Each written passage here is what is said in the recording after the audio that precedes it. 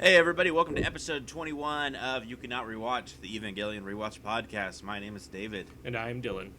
and we're talking about episode 21 of the show. So let's get started. First of all, this episode, as I'm sure many of you know, hopefully all of you know, there's a couple of versions of this episode. There is the original aired version, and there is the director's cut version. I believe we both watched the director's cut version. Yeah. Okay. But just in case, you haven't, maybe you weren't aware of that. I assume, anybody listening to this podcast is a big enough fan. You probably knew that, but maybe you didn't. I don't know. Make sure you've watched the director's cut version, which is a little hard to find, because you can't buy these or whatever. But, just look around for it, and I'm sure you'll be able to find it. I found it after just a few minutes of searching online. But there are some differences, and we'll talk about what the differences are. But if you haven't seen the director's cut version, there's going to be stuff that I guess would be a spoiler for you. So, not that, if you've already seen the whole show, it's not like it's anything major. But but you'll understand what we're talking about more if you've seen the director's cut version. So make sure you've seen that. I guess on that note, we'll just jump right into the episode. This actually opens up with the scene that's not in the original aired version, which is security cam footage, and it's almost like found footage of the base, the UN base at the site of Second Impact at the Antarctica site, and we see them kind of talking about about Adam, that they have housed there, or not. They don't have a house; it was already there, and they've discovered it, and they're kind of talking about the experimentation they're doing on it and the process behind that, and then we see the experiment as it's going wrong. And we see a quick glimpse of Adam's hands, and then the camera cuts out. I just want to say, they fucked up when they didn't put this in the on-aired version. Yeah, I was agreeing. Yeah, it rules. I remember really cool. The first time I ever watched the show, I saw the director's cut version, so I always thought this was in there. And then later, I learned there was a version without this because I watched it again, a different version, and I was like, I watched the whole show, and I was like, wait, how come I never saw that one footage again? Because that was one of my favorite parts. Yeah. This is my first time. This is my first time seeing this bit, because I think I remember my mindset when I watched it. It's like, well, I should probably watch the original instead of the director's cut. Yeah. I could understand how you would have that philosophy if you didn't know. Yeah, so I thought it was really cool seeing it for the first time. That was cool. Yeah, I've always really loved that footage. It's just really well directed, and like a cool little. It doesn't have a ton of information, I guess, that you didn't already know, but it's just a really cool perspective on it. And never in the entire run of the show do we ever see something like that. That's like the security camera angle. Yeah. Like everything else is directed like you would direct, any traditional thing. But it's cool to see it like from this odd perspective. For sure. Then this is, I'm pretty sure, maybe someone can correct me on this. I believe this is the first time in the whole show we see that the episode doesn't start immediately with the opening. It actually starts with that footage and then cuts to the opening. Yeah. I think every other episode always starts with the opening and then goes into the episode. So this is unusual for that. And I can't remember if the other director's cuts episodes do that or not. We'll have to find out. I don't remember them doing that. But so it opens up, and this is where the traditional episode would start. And we see Kaji has just received a phone call, and he is talking about how this will be his final mission. And then we quickly find out that Fuyutsuki has been kidnapped. And it's presumed that it's Kaji that's doing it. And we see Fuyutsuki has been taken to Seilei because they want to discuss things with him about everything that's going on with Gendo and the recent developments with Eva Unit 1 taking in the S2 engine in episode 19. And they don't want to talk about it with Gendo around because they need to get answers that aren't filtered through Gendo. Right. Which I'm not entirely sure how confident they are. Like, what information do they think Fuyutsuki's going to give them? Like, is he going to, I guess we find out later in the episode maybe he's not the best friends with Gendo, but he's also been with Gendo for 15 years. Right, yeah. Is he just going to be like, oh, yeah, Seilei, I love you guys, I'll tell you everything? At this point, he's pretty much a trapped, trained dog of Gendo. So, what on earth do you think you're possibly going to get out of him? Even if he still hates Gendo, even if he thinks Gendo's a piece of shit, he doesn't like Seilei anymore. No, yeah, exactly. It's not like there's a preference scale there, like the lesser of two evils, I don't think. Yeah, and if there was, it would probably be Gendo. Yeah, well, he definitely seems like he agrees with Gendo's side of things, because more or less it's probably Yui's vision of things too. So, why would Seilei even think that he would portray any of that? Yeah, I'm not entirely sure. I mean, I guess they probably, from Seilei's perspective, they were out of options. Yeah. This is probably a pretty desperate thing to do, because also they kind of have to expend Kaji on this, and Kaji's been, I think, pretty useful to them up to this point. So they're pretty desperate if they're willing to just be like, right. well, possibly our best operative, fuck him, like he's gone. Yep. I mean, to be fair, I feel like Seilei hasn't really made many good decisions in the whole entire series, anyways. Yeah, that could be true. Gendo always seems to be the one who's definitely way ahead. Yeah, although actually, we can get to this later, but I might be changing my viewpoint on that. Oh yeah, okay. We'll talk about that in a little bit. So we cut back. Also, I just want to say real quick. I think I've mentioned before. This episode fucking rules. It's probably my. I said that episode 19 is maybe my favorite. I always go back and forth between episode 19 and this one. I don't know. Now that I've watched this one, I'm gonna say it's my favorite. It's really good. It's super good.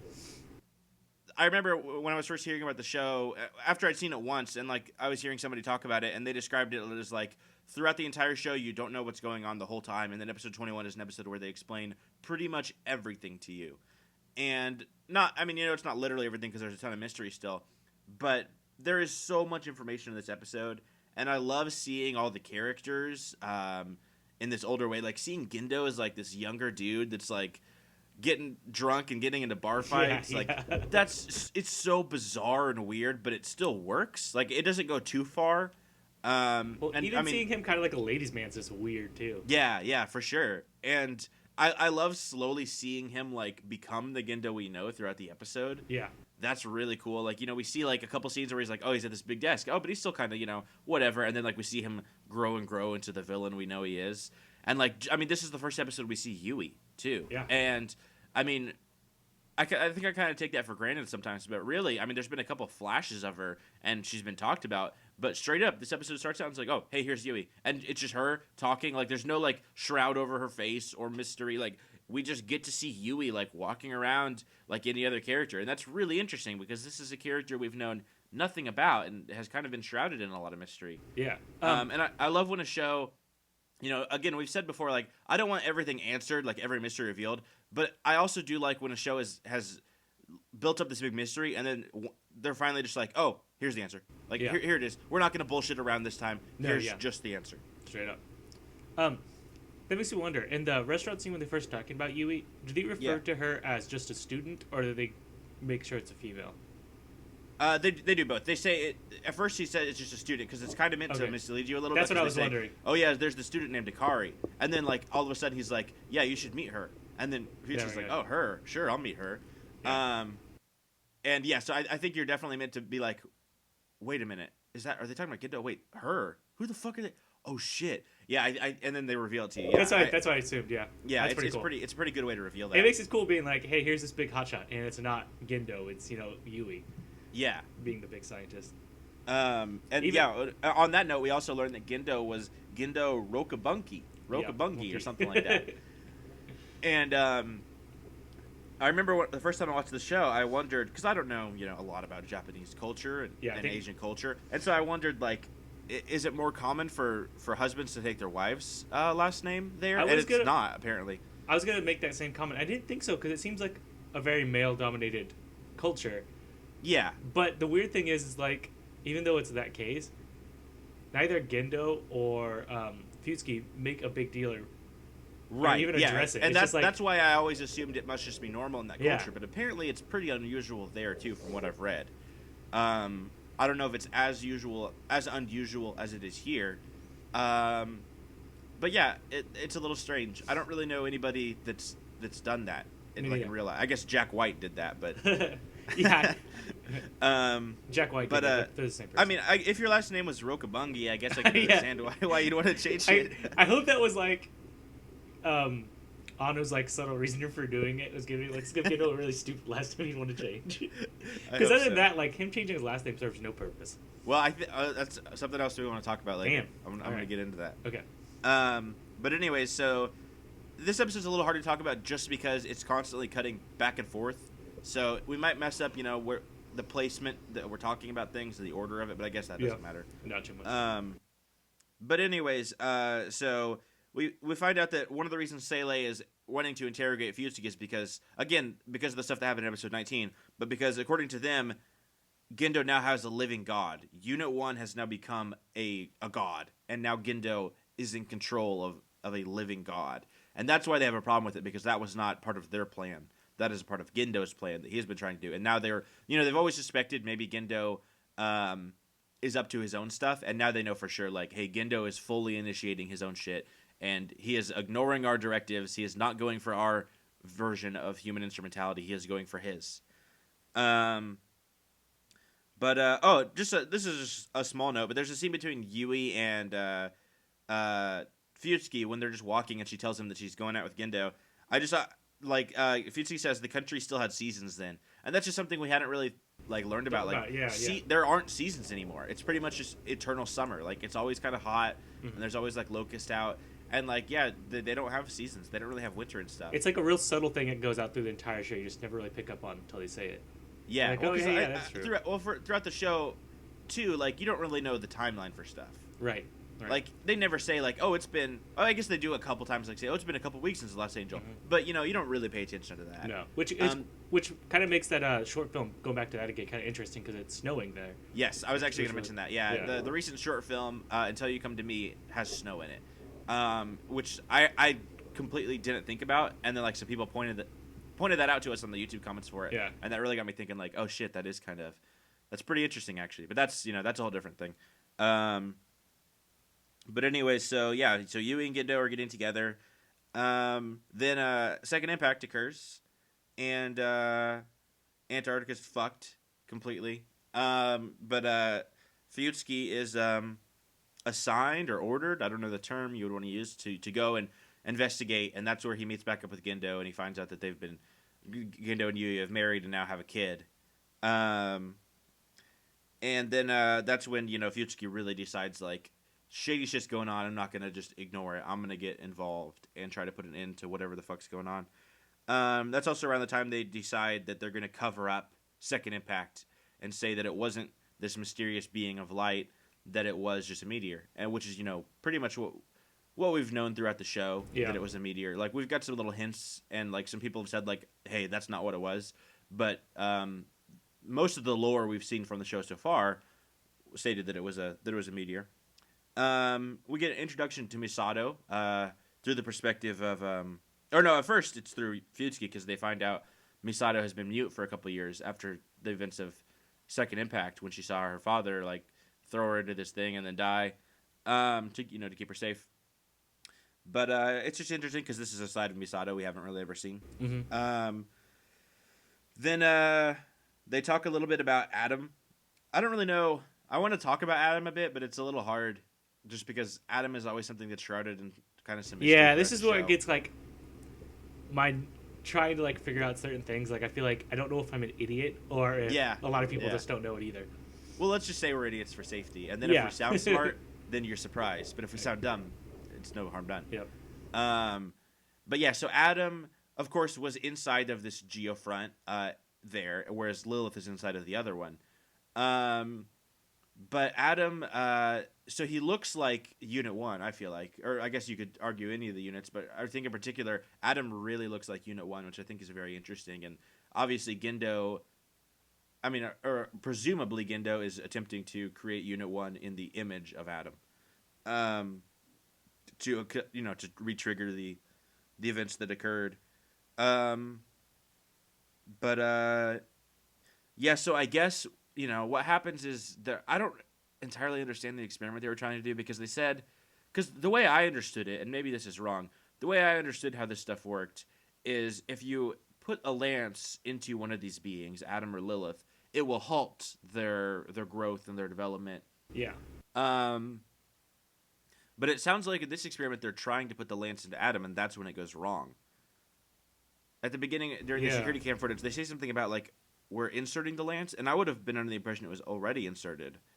So I don't know if maybe I just understood wrong and they were actually removing it, but somehow they trigger that.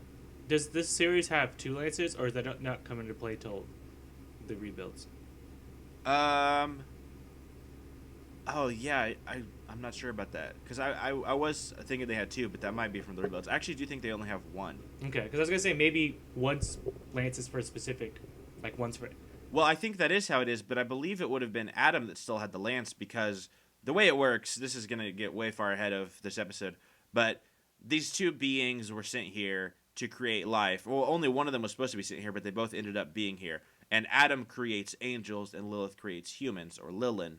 And they both accidentally ended up on Earth. And to balance that, one of them had their progress halted, which was Adam. So Lilith continued to seed the Earth with humans, and they developed and grew and evolved into the species that they are now. Whereas Adam's progress was halted, and the angels did not grow. And I believe that happened because the lance was put into Adam, or Adam put the lance into itself, or something like that. Yeah, that makes sense. To halt its progress. So that was my understanding. And then when they removed the lance, it re-triggered the growth of Adam, who then attempted to take over the planet because that's what those things are supposed to do, is seed the entire planet. And now that these things are both active on Earth, they're both fighting for the control of the planet. Also, I accidentally said Earth. You did? So I apologize for my Will Smith impression. But yeah, maybe that's not totally right, but I believe that's essentially that makes sense. Actually, that's the premise of the show. But I did feel like they said they were trying to put it into Adam, so maybe I've got that a little backwards. But that's pretty much it. It's something close to that. I might have fucked up a bit, but it's kind of like that. But anyway, so they experiment with Adam. It goes wrong, and he unleashes his like true form. He has the wings spread, and the door of Goff or whatever you call it opens up, and impact starts to occur. Now this is another thing I'm not entirely sure about, like how impacts work. So second impact, I don't know if it would have. I don't know. Was it halted? I guess is what I'm getting at. Like, did somebody stop second impact the way that third impact is stopped, like in the rebuilds? Like, did somebody put the lance back through Adam or something? Somehow Adam gets to this embryonic form, and like second impact still fucks up the Earth, but I don't know. I'm trying to find the wiki. I'm reading the wiki for it. I don't really see anything that said it halted or stopped or anything like that. Yeah, I don't know. I just wonder, like, just because are the like steps, like, do you have to get to a certain amount of steps for everything to happen? That's what I was wondering. Like, do you, for third impact to completely destroy the world, did second impact have to happen? Yeah. Or could second impact completely destroy the world all on its own? Could first impact have completely destroyed the world all on its own? Or do you have to have, like, this chain of events that leads to the next one? Which I guess is kind of what the Dead Sea Scrolls are kind of predicting. I believe so. That's what they're saying. Like, you have to go through these steps. Because at least that's what they're saying with the angels for sure, is like, you have to go through all these steps with the angels. Like, but, I mean, really, any angel, I believe, could trigger third impact if it reached Lilith. Or Adam, I guess. Not Lilith. But, I don't know.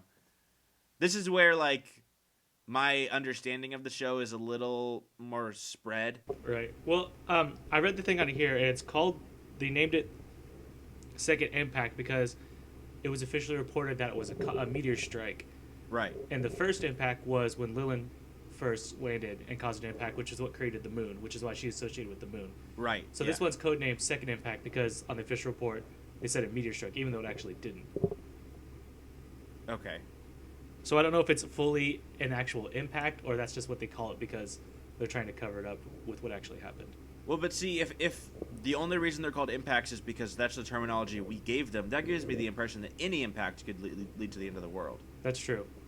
Because that's just what they decided to call it. So if that's just what they named it and it's not like an official terminology for it, then how is it different from any other impact? That's what I'm saying. Yeah, I don't think like technically the third impact is the one that has to bring about the world. I think the third impact was technically the real impact, I guess, and maybe the second impact was just kind of like a big cover up for a messed up event. Well, that's just why I'm wondering if second impact was halted, because if second impact could have caused the end of the world, why didn't it? It had to have. They had to have halted it or something happened because that's what would have caused the seasons and everything to change. Or I guess it could be the way it works. Could be second impact happened and Adam was awakened, and it wasn't halted, but Adam, because it went into like its embryonic form, it just took a while to like trigger, because again, Adam is meant to seed the planet with angels, so the angels arrive, and they eventually do. It just takes a while. So maybe Adam's like expenditure, the way Adam uses his power, that term, the way it used its power, like, it like overused it somehow, and like it took a while for the angels to come around or something. So it wasn't halted, but like it worked. It just that it took a while for the angels to be seeded to the planet, and yeah. I hope that makes sense. I feel like I was talking in circles there for a minute, but no, yeah, I think, and that's this again. We're both idiots, so yeah. So feel free to go ahead and comment and tell us what actually happened. Yeah, and we'll probably explain it in the next episode. Yes. But hang on. So I haven't looked at my notes in a while, so I lost my place here. Okay, so Fuyutsuki goes to. He's kind of realized that there's this big cover up, and it's pretty coincidental that Gendo was out of the area during Second Impact, and so he goes to confront Gendo. And I really like this scene. I think this is really cool because before this in the show, Fuyutsuki's just been this dude that stands in the background and kind of makes little snide remarks every once in a while. He hasn't been a character, and this episode fleshes him out into like such this deep, interesting, rounded character. And so I love this confrontation scene between Gendo and Fuyutsuki because you would have never, ever expected to see that in the show. Like, you just wouldn't think that those characters could have ever had that kind of interaction. Right. Fuyutsuki seems like he's just constantly following Gendo to the ends of the earth. So I love this scene where like they're challenging each other. Well, I kind of like it too because you see that Gendo is actually kind of a really arrogant kind of person, kind of like he talks a lot. But now when you see Gendo, he's very cool, calm, and collected, and like very much chooses his words. So it's kind of cool where it just goes to this point where he just eventually gets into like really hiding who he is. Because I feel like, I mean, obviously not, he does that on purpose. Yeah. So it's really cool seeing that pre-Gendo form, what Gendo was before he became, the Gendo we know. I love seeing all the steps that these characters went on to become what they eventually became. I guess on that note, so Gendo takes Fuyutsuki down to the Geofront because he wants to show him something new, the Geofront in the future Tokyo 3. And they meet the original Dr. Akagi. Don't remember her first name, Kyoto or something. No, I thought it was like Namiki or something like that. Weird. Yeah, well, that's what I said. I must have sounded wrong in the microphone. I think so. But something I never thought about before, I don't know, it just never occurred to me, but we see Ritsuko, like, as a much younger girl, and she has the same hair color as her mom's. This is a small thing, but I didn't notice I couldn't help but wonder if she had dyed her hair because she hated her mom. Like, she had dyed her hair blonde so that she would, like, not be associated. I bet. Yeah. I bet that's a thing. Seems like something she would totally do. Yeah. I don't want to talk too much about Ritsuko because I think I still hate her character. But yeah, I don't think that would be something she would do as a fashion move. So. Yeah, she. I mean, usually you would dye your hair maybe to try to look appealing to other people or impress somebody, or But a lot of people also dye their hair because they want to feel different. Like, they want to feel like a different person. Yeah. Some people will dye their hair like after the new year or after a breakup. So yeah, I think she dyed her hair because she wanted a different. She didn't want to be associated with her mom. But and this is the first time this is the first time we see Yui. This is also the first time we actually see Ritsuko's mom, and kind of learn a little bit about her character, which even though we only see it in one episode, I think is still more interesting than her daughter.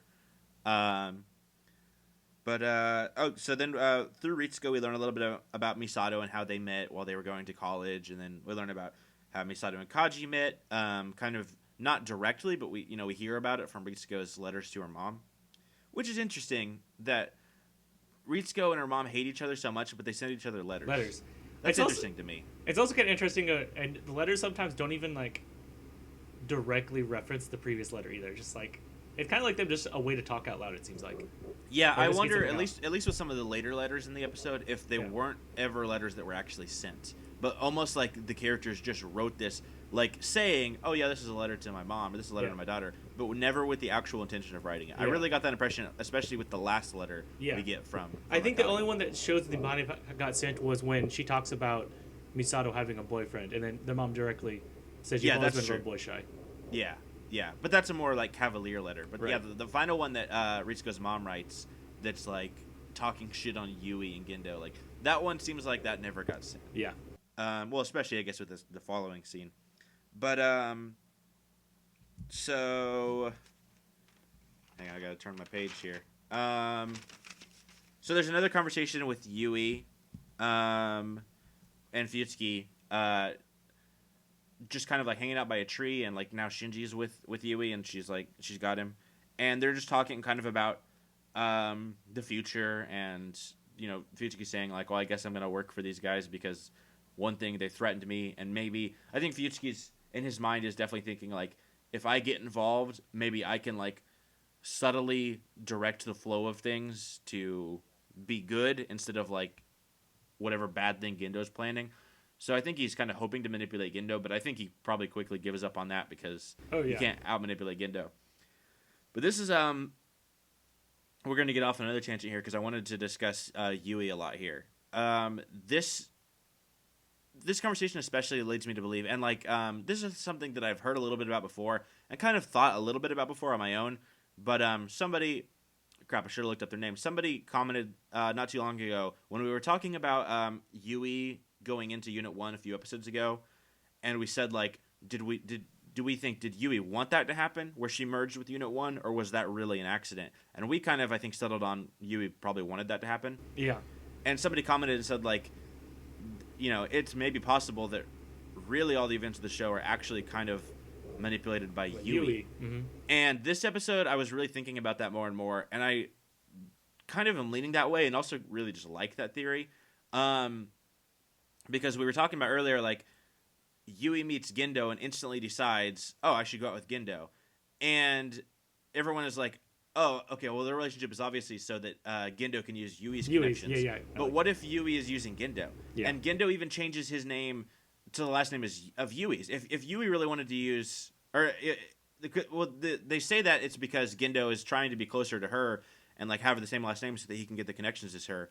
But I feel like that could almost be a manipulation in and of itself on Yui's part. But I just feel like even her like meeting him and having a child, because I mean ultimately, spoilers guys, but the ultimate decision of the Earth is left up to Shinji. And what if that was all by design by Yui? Like, she chose to have a kid so that she knew that someday it could be put in a position where she would be inside of the unit that her son would eventually pilot, so that it could give Shinji the decision to choose what to do on the Earth. Which is why she would have brought Shinji there that day for the experiment to have him watch. She literally says, "I want him to watch, and so he can see the future, like how bright the future can be." So that's a pretty big hint right there in itself. Yeah, I mean, I guess unless it really was an accident. Yeah. But if it was an accident, like if she wasn't planning to do that, what would be the purpose of Shinji being brought along? Right. Because it seems like had gone successfully. What would Shinji have seen? The fact that Ritsuko's mom wanted her to die and figured that she was probably going to die, I would assume that it was, known by everybody, a very high risk chance that she was not going to survive. Yes. So why would you bring your kid to an experiment where you're probably going to die unless you had some other purpose like that? Yeah, that's true. Yeah. But yeah, I just feel like it kind of makes sense that Yui is actually behind everything, and like even the way Gendo acts was still just a manipulation on her part. And I mean, even how Fuyutsuki gets involved, it still seems to be kind of because of her.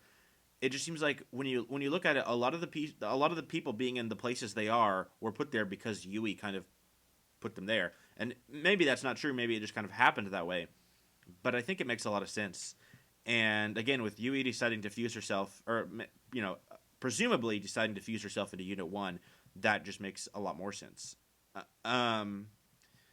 But I mean, that again, that's just a theory, but I think it has some merit. So if you think differently or if you agree, let us know what you think, and if you have any, I think it's definitely one of the most recent theories I've heard that I'm like, oh, that's actually pretty cool. Because I feel like I've heard a bunch of theories 1,000 times. But I haven't heard that one before. That's a really cool theory. And also, I think I'm gonna be honest. I'm not entirely sure. I 100% understand Gendo's motivation and what he's attempting to do, but he definitely, he's definitely attempting somehow to reconnect with Yui through his manipulation of the events of Third Impact. Whether that's by somehow making another physical manifestation of her, or whether it's by human instrumentality, like remerging with her soul. I'm not entirely sure like what his means to that. Yeah, I kind of got that question too when he clones Rei, because he makes Rei look just like Yui, and it's just like, does he make Rei like you because he obviously wants to, her death is really bothering him? Because you see sometimes in flashbacks, especially in the rebuilds, you see like him look at Rei then see Yui, but also someone said that he wanted Rei to try and recreate what Yui did by using Rei's soul. But I always thought that was kind of weird, because if she's a clone, it's going to get really existential. Would she really have a soul to use? Well, yeah, I think that's definitely a theme there because I think especially with what we see about Ray 2 and then even somewhat Ray 3, there does seem to be a soul and personality that develops. Yeah. I think with Ray 1, I would say no. Nope. But yeah, I think with Ray 2, towards the beginning, I would say no. But like she definitely seems to develop a personality of her own rather than what you would imagine a clone would be like. Which kind of brings up the interesting thing is like, do you just kind of develop your soul? And that's kind of what it takes to just do that, I guess. Yeah, is it human experience or is it something else? Yeah. Is it something inherent or is it nature or nurture? I guess. But yeah, that's definitely interesting. I'm not entirely sure his motivation for creating Rey. I assume it was somehow to use for his goals, but it could be simply because he wanted like a physical reminder of Yui. But that's, I don't know, because in the episode where him and Shinji go to visit Yui's grave, he says like he kept no photographs of her, no evidence of her to look at. The only memories of her were inside of him.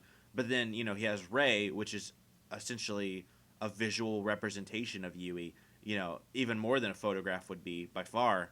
So, yeah, it's interesting. I don't know exactly. Maybe he even did that, too, to be like, he didn't want people to realize how much Rey looks like Yui, to bring up any, like, sort of suspicion about that. I mean, I don't know. There's so many things, like, who knows? For sure. What I was getting at earlier, Gendo, after what happens with Yui, he really shifts his focus and decides, like, that's my end game, is to somehow reunite with Yui. And I wonder if that was almost more manipulation on Yui's part, too. Like, she knew Gendo was so in love with her that if she put herself in the Eva, what path it would set Gendo on. And that he would get Shinji involved. Like, she knew all that stuff in advance. Like, we always talk about how, like, Gendo is so far ahead of everyone else. What if there was somebody that's one step ahead of Gendo the whole time? Yeah, that'd be like, cool. even all of Gendo's, like, smart, like, cunning and getting around other people was still foreseen by someone else. Mm-hmm. I think that would just be the ultimate payoff. That'd be like so cool. Yeah, for sure. But anyways, so going back to some more stuff in the episode, I guess back to Gendo a little bit. We see after Yui has died, and again this is more Gendo manipulating people. He's with Dr. Akagi, the Ritsuko's mom, and they're like making out and stuff. And I guess she believes this to be, I don't know if I'd call it a serious relationship because she obviously is aware of the fact that he's still thinking of Yui, but she's she says she's okay with that. But at the same time, she seems like she's really not. Like she really wants him to be over Yui because she hated Yui. I'm not exactly sure what everybody sees in Gendo, but apparently a lot of people want to fuck Gendo. Gendo fucks more than anybody in this show. Got a big old dick. I guess so. I guess hey. A lot of girls like cocky guys. Yeah. He's very cocky. Very cocky. At least early in the show, very arrogant, very sure of himself. Has a big bank account. The what? Has a big bank account apparently. That's true. He's probably got plenty of funds. He's got it all, man. But anyways, so yeah, she I guess Ray 1 comes in while I wish I could remember. Is it Nagi? Is that her name? I don't know. The original Dr. Akagi, whatever the fuck her name is. Yeah, Nako. I saw it, but I don't know how to say Naoko? it. Naoko, maybe that's it, yeah. Yoko N-A-O-K-O. I don't know how to say that. Naoki? I don't know. Naoko? Fuck it. Dr. Akagi is talking about all this stuff with Gendo, and Ray 1 walks in and is not very nice. And her response is to strangle Ray 1 to death. And then kind of... Also, before she's doing it, she sees some of those flashes of like Yui and Ray 1, and so even though she's like killing a child, she's obviously imagining killing Yui at the same time. Like, in a way, Yui, who she hated, is back, standing in front of her, insulting her, and so she's like, "I'm not gonna take that shit from Yui," and kills her, and then she kills herself. Also just a small thing, but earlier when she first met Ray 1 and she sees that she resembles Yui, she checked all the files for Ray 1 and there were no files found. And also Gendo's excuse is, oh, it's a relative of mine.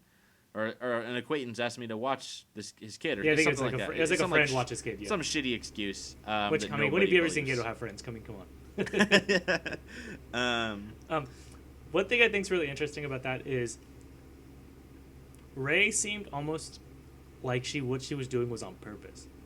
So it makes you wonder if she almost kind of developed a cynical type attitude, or if she was kind of almost like not forced, but kind of pushed towards doing what she did. That could be maybe like Gendo wanted the original Akagi out of the way because so Gendo he like purposefully implanted this personality or like idea in Rei and like maybe even sent her down to that room somehow, like manipulated her there. Yeah, planning the actions of Dr. Akagi. He even said himself that he's useless and doesn't want her around anymore. So him like what better way to take care of her than her getting rid of herself? Especially if the theory of maybe her soul being in Unit 0 to go through. Maybe he was just like, well, I need another body for another unit. So maybe he's like, I want her to like, I don't know, kill herself or something like that to kind of use that. Yeah. I don't know. But yeah, that is interesting. That could totally be that Rei was... I never thought about that, but that makes a lot of sense that somehow Rei was there for that action. Okay, sorry everybody, we got cut off for a second there. But now we're back. So, I guess it wasn't very long for everybody listening, but it was a minute for us. But anyways, so that's pretty much all the, I think, flashback stuff for the episode. I think it goes back to modern day. Is there anything else we want to talk about before we talk about kind of the final stuff of the episode? Not really, because I saw a screenshot of something, but it would probably go into a bigger tangent of Second Impact, so we can just kind of put it off, I guess. Okay. So we see Kaji has decided to break Fuyutsuki out. Presumably, we could assume Fuyutsuki would have never been returned to Gendo. Probably killed. So Kaji says, like, hey, I did my mission, I let you guys talk to him, I'm going to get him out of here as well. I believe that's how this goes down. That's my interpretation of it. And Fuyutsuki says, hey, you're going to get killed for this. And he's like, well, I just want to get closer to the truth. And then, and maybe my favorite, directed shot of the episode, there's like that big fan with like the sun outside. I've always thought like that imagery is awesome and really well done. And it's a send off for a character, and it's just like such a well done shot. Like I've always been like, as somebody who we make videos and stuff, and not that we direct anything well, but I've just always been like very jealous of like that idea of a shot just because it looks so fucking cool. And I always thought like it was such a cool moment for that character. And then he says, "You're late to somebody, we don't know who," and we hear a gunshot. I don't know. Did he die? I don't know. It never actually shows him die. Did Kaji die? They never showed him die. Yeah, that's a reference, everybody. We know he died. Yeah. So who killed Kaji? Is the real question. I find this really interesting because I was reading some notes on this, and one of the notes was the reason they did this in this one was they thought the on-air version had led fans to mistakenly assume Masato was the killer of Kaji. Yeah. I feel like this one doesn't really stray farther from that either. I feel like this one doesn't make you be like, oh, well, she definitely didn't do it. I don't think Masato did it. I don't think she did it, but still, I don't think it makes it any less misleading, Really, yeah, I get that. But I think, there is the scene right before this where we see Masato get out and she gets her gun back. And I think that's why a lot of people really feel like, because some people really do think that she did it. I don't know. It just never made sense to me from a character perspective that it would be her. Yeah. I never really. I could like you said, I can see how people can mistake. She gets her gun, she comes back, she's crying, she hears that message, and then she really has an effect to it because she knows he's dead. Yeah. So I could see how you mistakenly think that, but still, I like you said, it doesn't seem like a character trait of her. Right. Well, earlier in the show, we see a moment where she's got a gun against him, and rather than shooting him or making him leave, she allows him to show this room to her and like talk to her, and then even after that, she's still meeting up with him and banging him and finding out all this extra information from him, even knowing that he's already up to stuff he's not supposed to. Right. So I don't know what would have changed between all those other times where she let it slide and now. I feel like the information she got told to her about Kaji at the beginning probably wasn't too much of a revelation to her. And probably a lot of it was probably suspected. So not enough so she felt so betrayed she had to kill Kaji. Well, or even like, I don't think it would have been betrayal. I think it would have been like her role at Nerve would have required her to do it. Because he was like betraying Nerve. But again, she had already knew he was doing all this stuff behind Nerve's back and had already kept it to herself and even been using that information and finding out more about it. So I don't think, I just don't see any possible motivation that she would have gone and done that. I just think it's some dude. Like, some dude was just sent to kill him. Yeah, because I think you could definitely interpret it like you're late, as in Kaji knew he was going to die, and he was just I think that's one of the reasons people think it's Misato, is because, like, oh, maybe Misato and him had, like, a meeting. But, hey, that's just Kaji's character. Kaji's, like, kind of sarcastic and, like, very, like, cavalier, I guess, with everybody. Like, he's very much just, like, goofy, and, like, you know, even in death, Kaji's not going to be like, all right, shoot me. He's going to be like, yo, you're late. Like, you know, that's gonna be Kaji's last words. Like, he's not gonna go out with some, like, big dramatic thing. Like, that's just not his character. So I don't think that represents that somebody tricked him into meeting him there. I'm sure Kaji knew standing there that he was going to be shot in that exact spot. Yep. I think, you know, it was just a matter of, how do I want to go out? Do I want to go out, like, smiling, or do I want to go out, like, all, like, with tears in my eyes? And Kaji's not gonna do the latter. No. So, yeah, I don't think there was any character we know that killed him. I think it was just a random hitman or whatever from... Yeah, I don't think this is supposed to be one of the greatest mysteries of Eva. I think it's just kind of a thing that happened, you know? Yeah, I think people... I think there's a lot of things that people read a lot into. I think there's some things that people are meant to kind of brush past. I think this is one people read too much into. And you know, where it's not really... I don't know. Maybe there's other evidence that we're not considering, but... I don't really think so. But anyway, so then Misato goes back and she listens to the voicemail from Kaji, the final voicemail. You know how, like, everybody, or I feel like everybody in shows or movies, there's, like, something that, like, really gets to them emotionally. For me, it is always characters that are dead somehow interacting with somebody that's still alive. That always gets me. Like, if like maybe you see their ghost, or if, like, you see them, like, from an afterlife thing, or if they left, like, a message, that stuff, like, really gets to me more than anything else. I know some people, it's like, you know, if a dog dies in the show, but for me, it's always like a dead character somehow, like, talking to somebody who's still alive. So this ending always gets to me a lot, just because I like the character Kaji a lot, especially after, like, watching the show multiple times. I don't think it would have cared much the first time, but I think watching it multiple times, you like more of the characters more and more.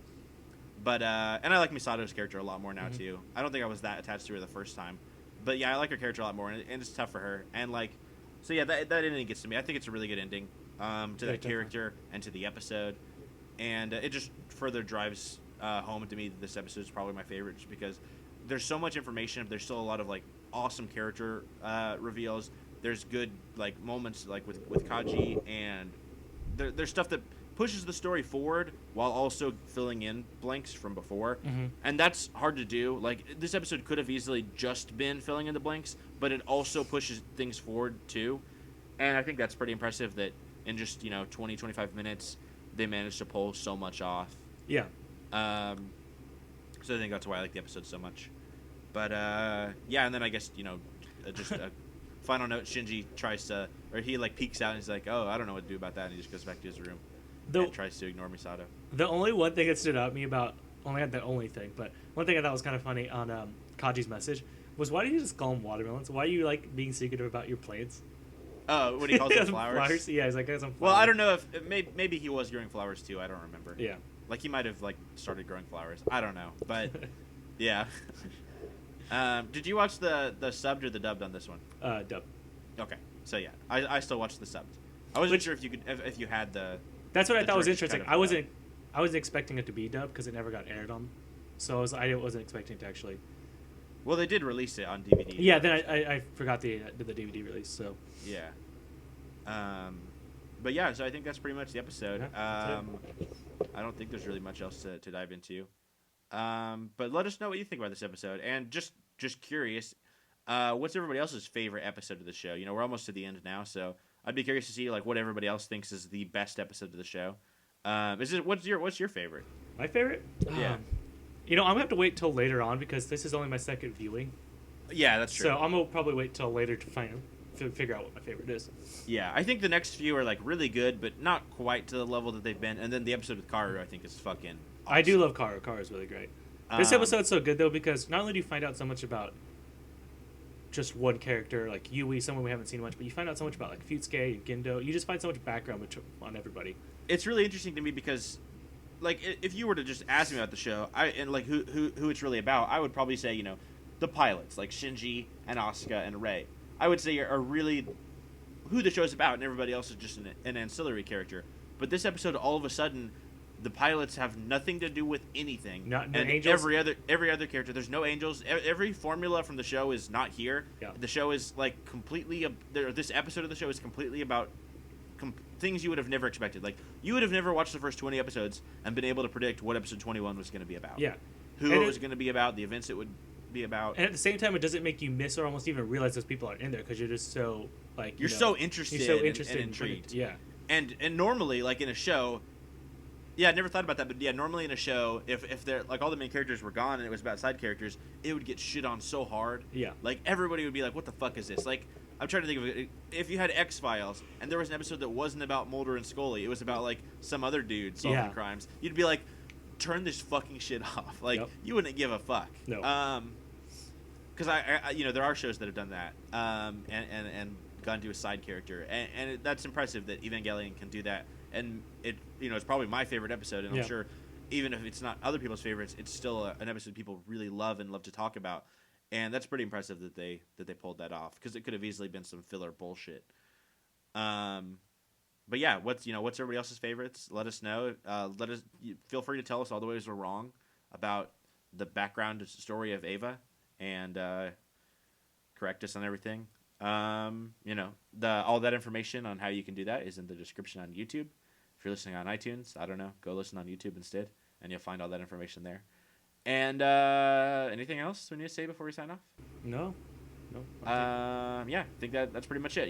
Next week we're doing episode 22. We're gonna try to do the director's cut again, as long as we can, get access to that.